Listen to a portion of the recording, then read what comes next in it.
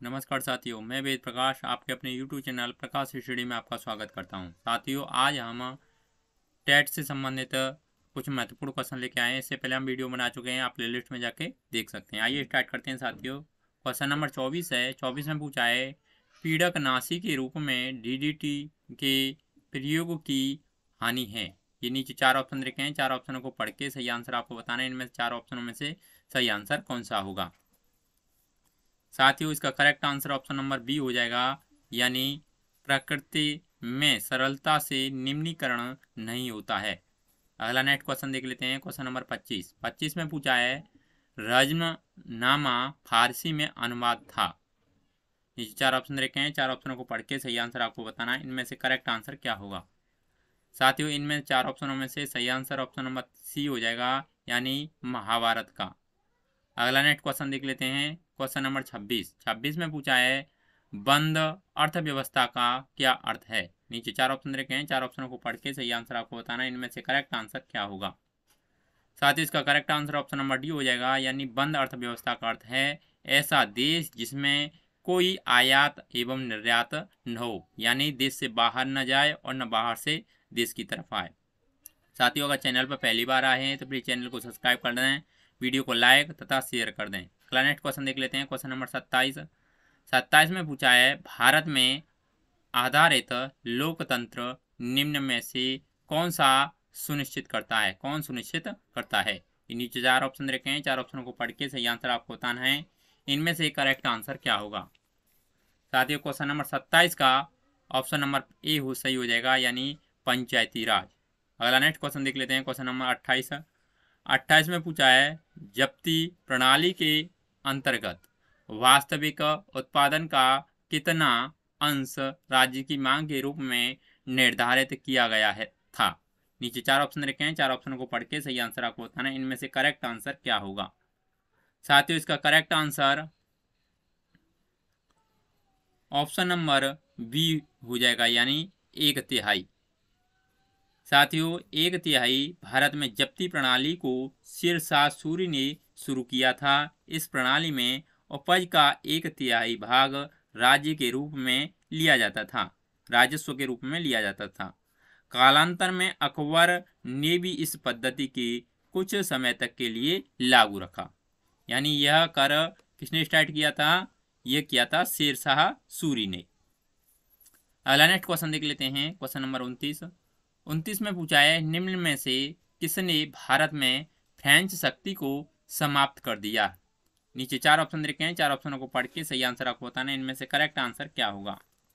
साथियों, question number 29 का option number D सही हो जाएगा, यानी वांडीवास की लड़ाई में फ्रेंच शक्ति को समाप्त कर दिया था। अगला नेक्स्ट क्वेश्चन देख लेते हैं। Question number 30। साथियों, क्वेश्चन नंबर 30 में पूछा है, कर्क रेखा नहीं गुजरती है। नीचे चार ऑप्शन रखे हैं, चार ऑप्शनों को पढ़ के सही आंसर आपको बताना है। इनमें करेक्ट आंसर क्या होगा।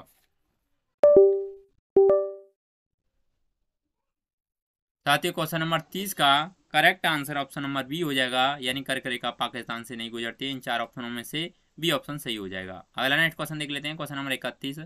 31 में पूछा है, निम्न में से वर्णक प्रोटीन क्रोमोप्रोटीन कौन सा है। नीचे चार ऑप्शन रखे हैं, चार ऑप्शनों को पढ़ के सही आंसर आपको बताना है। इनमें से करेक्ट आंसर कौन सा होगा। साथियों, क्वेश्चन नंबर 31 का ऑप्शन नंबर बी सही हो जाएगा, यानी हीमोग्लोबिन। अगला नेक्स्ट क्वेश्चन देख लेते हैं। Question number 32। 32 में पूछा है, चालनी पट्टे का एक भाग है। नीचे चार ऑप्शन रखे हैं, चार ऑप्शनों को पढ़ के सही आंसर आपको बताना है। इनमें से करेक्ट आंसर क्या होगा। साथ ही इसका correct answer option number D हो जाएगा, यानी पोषवाहा फ्लोएम का। चालनी पट्टिका फ्लोएम ऊतक में चालनी नालिका के मध्य स्थित होती है। फ्लोएम ऊतक पौधों में भोज्य पदार्थों के परिवहन का कार्य करते हैं। अगला नेक्स्ट क्वेश्चन देख लेते हैं। Question number 33। 33 में पूछा है, जल संवर्धन विधियों से पादप उगाने की प्रणाली को कहते हैं। नीचे चार ऑप्शन रखे हैं, चार ऑप्शन को पढ़ के सही आंसर आपको बताना है। इनमें से करेक्ट आंसर क्या होगा। साथियों, क्वेश्चन नंबर 33 का सही आंसर ऑप्शन नंबर सी हो जाएगा, यानी जल संवर्धन कहते हैं। अगला नेक्स्ट क्वेश्चन देख लेते हैं, क्वेश्चन नंबर 34। 34 में पूछा है साथियों, परिणाम मित्र यानी ट्रांसफार्मर का प्रयोग किया जाता है। नीचे 4 ऑप्शन रखे हैं, 4 ऑप्शनों को पढ़ के सही आंसर आपको बताना है, इनमें से करेक्ट आंसर क्या होगा। साथियों इसका correct answer option number C हो जाएगा, यानी विद्युत ऊर्जा को ताप ऊर्जा में परिवर्तन करने के लिए, यानी एसी का, सॉरी ये आंसर आपका ये नहीं होगा, इसका ऑप्शन नंबर ए सही हो जाएगा, यानी एसी वोल्टता बढ़ाने के लिए ट्रांसफार्मर का प्रयोग किया जाता है। अगला नेक्स्ट क्वेश्चन देख लेते हैं, क्वेश्चन नंबर 35। 35 में पूछा है, अनपेक्षित ईमेल या जंक मेल होता है। नीचे 4 ऑप्शन रखे हैं, 4 ऑप्शनों को पढ़ के सही आंसर आपको बताना है, इनमें से करेक्ट आंसर क्या होगा। साथियों इसका correct answer option number C हो जाएगा, यानी स्पैम। स्पैम इंटरनेट पर लोगों को ऐसे संदेश या विज्ञापन बार बार भेजना जिसका उन्होंने अनुरोध नहीं किया है, अर्थात वांछित संदेश या विज्ञापन लोगों के ईमेल बॉक्स में भेजना स्पैम कहलाता है। यह अनापेक्षित या जंक मेल कहलाते हैं।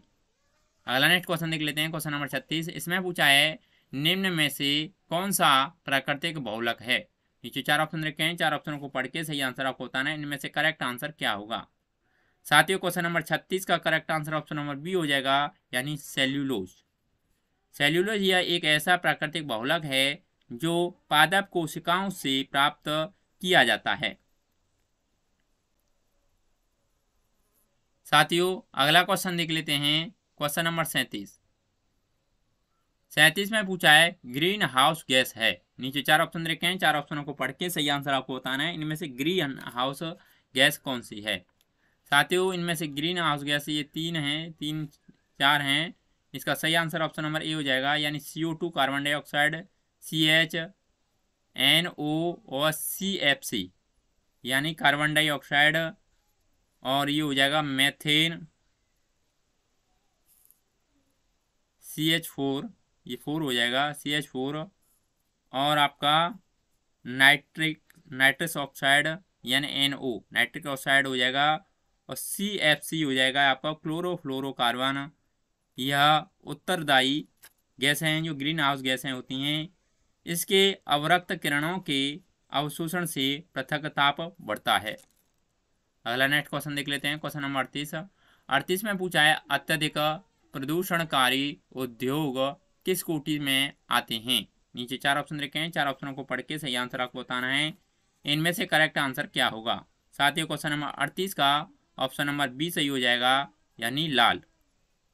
सामान्य लोगों को प्रदूषण से अवगत कराने के लिए प्रदूषण नियंत्रण बोर्ड ने विभिन्न उद्योगों को प्रदूषण स्तर के आधार पर निम्न 3 कोटि में विभाजित किया है।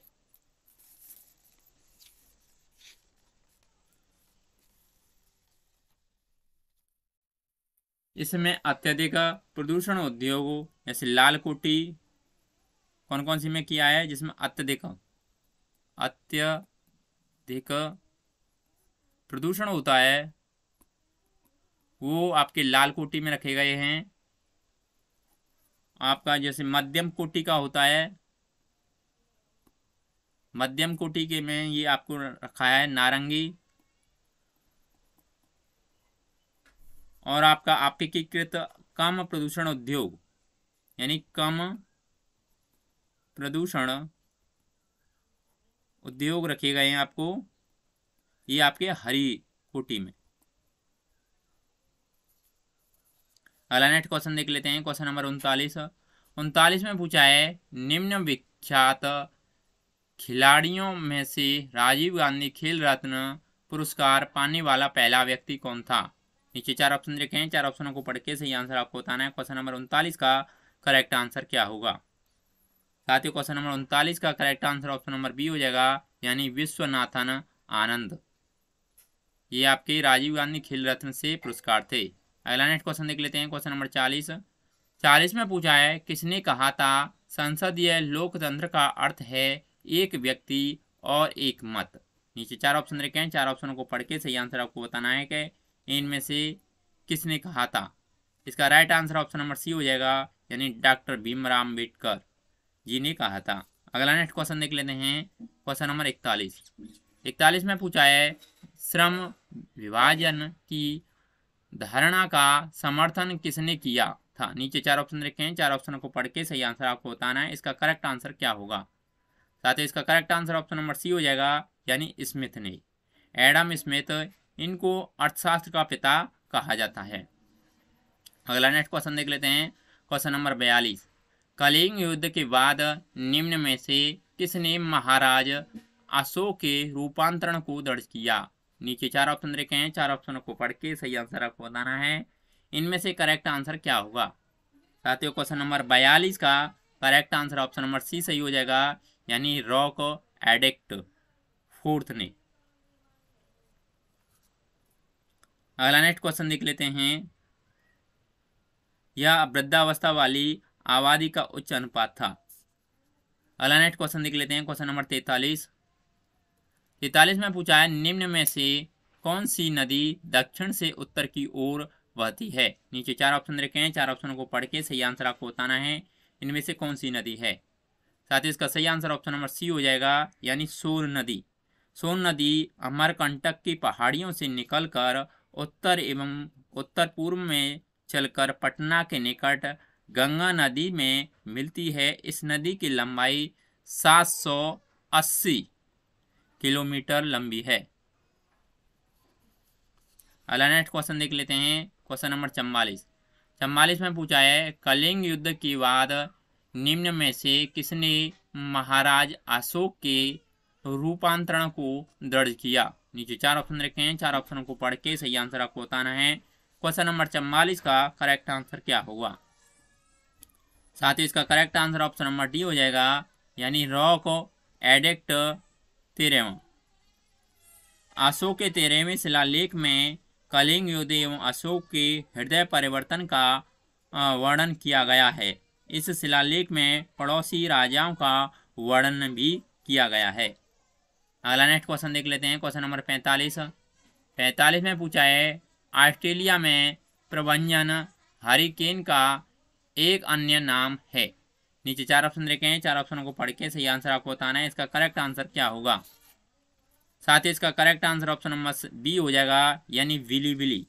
यह एक प्रकार का आने वाला ऑस्ट्रेलियाई चक्रवात है। अगला नेक्स्ट क्वेश्चन देख लेते हैं, क्वेश्चन नंबर 46। 46 में पूछा है व्यर्थ भूमि के अंतर्गत अधिकतम क्षेत्र वाला राज्य है। नीचे 4 ऑप्शन रखे हैं, 4 ऑप्शनों को पढ़ के सही आंसर आपको बताना है। क्वेश्चन नंबर 46 का करेक्ट आंसर क्या होगा। साथ ही क्वेश्चन नंबर 46 का correct answer option number D हो जाएगा, यानी जम्मू और कश्मीर। जम्मू कश्मीर राज्य में कुल क्षेत्रफल का 69.24% हिस्सा व्यर्थ भूमि के अंतर्गत है। राज्य में यह अधिकांश भाग बर्फ और जंगल से ढका हुआ है। पहला नेक्स्ट क्वेश्चन देख लेते हैं, क्वेश्चन नंबर 47। 47 में पूछा है भारत के राष्ट्रपति को पद से हटा सकता है। नीचे 4 ऑप्शन रखे हैं, 4 ऑप्शनों को पढ़ के सही आंसर आपको बताना है। इनमें से करेक्ट आंसर क्या होगा। साथ ही इसका correct answer option number B हो जाएगा, यानी संसद। अगला नेक्स्ट संसद है, ये महाभियोग द्वारा हटा सकता है। अगला नेक्स्ट क्वेश्चन देख लेते हैं, क्वेश्चन नंबर 48। 48 में पूछा है कौन सा अनुच्छेद संसद को राज्य सूची के विषयों पर कानून बनाने का अधिकार देता है। नीचे 4 ऑप्शन रखे हैं, 4 ऑप्शनों को पढ़ के सही आंसर आपको बताना है। इनमें से करेक्ट आंसर क्या होगा। साथ ही इसका correct answer option number D हो जाएगा, यानी 249। अगला नेक्स्ट क्वेश्चन देख लेते हैं, क्वेश्चन नंबर 49 में पूछा है ताप उत्क्रमण होता है। नीचे 4 ऑप्शन रखे हैं, 4 ऑप्शनों को पढ़ के सही आंसर आपको बताना है। इनमें से करेक्ट आंसर क्या होगा। साथ ही इसका correct answer option number B हो जाएगा। इसका करेक्ट आंसर हो जाएगा ऑप्शन नंबर सी, यानी तटस्थ अवस्था। ताप उत्क्रमण क्षोभमंडल में ताप के विपरीत व्यवहार से संबंधित है। सामान्यतः इस परत में ऊंचाइयों के साथ साथ ताप घटता है, परंतु ताप उत्क्रमण की दिशा में पृथ्वी के साथ ताप कम तथा ऊपरी अधिक हो जाता है, जिस कारण धूल एवं धुएं के कण वायुमंडल में न जाकर पृथ्वी के नज़दीक ही फैल जाते हैं और धुंध का निर्माण होता है। अगला नेक्स्ट क्वेश्चन देख लेते हैं साथियों। ये क्वेश्चन गलत, यहाँ से ऑप्शन सी सही हो जाएगा। अगला नेक्स्ट क्वेश्चन देख लेते हैं। क्वेश्चन नंबर 50 में पूछा है माई अनफॉर्गेटेबल मेमोरीज किसकी आत्मकथा है। नीचे 4 ऑप्शन रखे हैं, 4 ऑप्शनों को पढ़ के सही आंसर आपको बताना है, इनमें से करेक्ट आंसर क्या होगा। साथियों इसका correct answer option number C सही हो जाएगा, यानी ममता बनर्जी की। अगला नेक्स्ट क्वेश्चन देख लेते हैं। क्वेश्चन नंबर 51 में पूछा है G8 में सबसे बाद में आने वाला देश है। नीचे 4 ऑप्शन रखे हैं, 4 ऑप्शनों को पढ़ के सही आंसर आपको बताना है, इनमें से करेक्ट आंसर क्या होगा। साथियों क्वेश्चन नंबर 51 का correct answer option number C सही हो जाएगा, यानी खरतूम। अगला नेक्स्ट क्वेश्चन देख लेते हैं। क्वेश्चन नंबर 52 में पूछा है सतलज, चिनाब और रावी निम्न में से किसकी सहायक नदियां हैं। नीचे 4 ऑप्शन रखे हैं, 4 ऑप्शनों को पढ़ के सही आंसर आपको बताना है, इनमें से करेक्ट आंसर क्या होगा। साथ ही इसका correct answer option number C हो जाएगा, यानी सिंधु नदी। अगला नेक्स्ट क्वेश्चन देख लेते हैं। क्वेश्चन नंबर 53 में पूछा है मनुष्यों में गोनोरिया रोग किसके कारण मूत्र मार्ग में सूजन आ जाती है, निम्नलिखित में से किसके कारण उत्पन्न होती है। नीचे 4 ऑप्शन रखे हैं, 4 ऑप्शनों को पढ़ के सही आंसर आपको बताना है, इसका 53 का करेक्ट आंसर क्या होगा।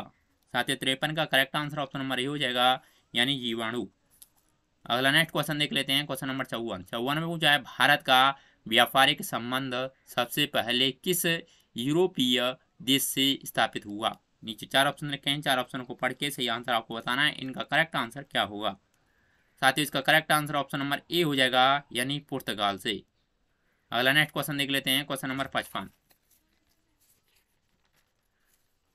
55 में पूछा है साथियों करगम कहाँ का लोक नृत्य है। नीचे 4 ऑप्शन रखे हैं, 4 ऑप्शनों को पढ़ के सही आंसर आपको बताना है, इनमें से करेक्ट आंसर क्या होगा। साथियों इसका correct answer option number B हो जाएगा, यानी तमिलनाडु का। साथियों आज के लिए हम इतने ही क्वेश्चन लेके आए थे। अगर आपको वीडियो अच्छा लगता है तो प्लीज़ वीडियो को लाइक शेयर, आपने चैनल सब्सक्राइब नहीं किया है तो प्लीज़ चैनल को जरूर सब्सक्राइब कर लें। आज के लिए बस इतना ही, धन्यवाद।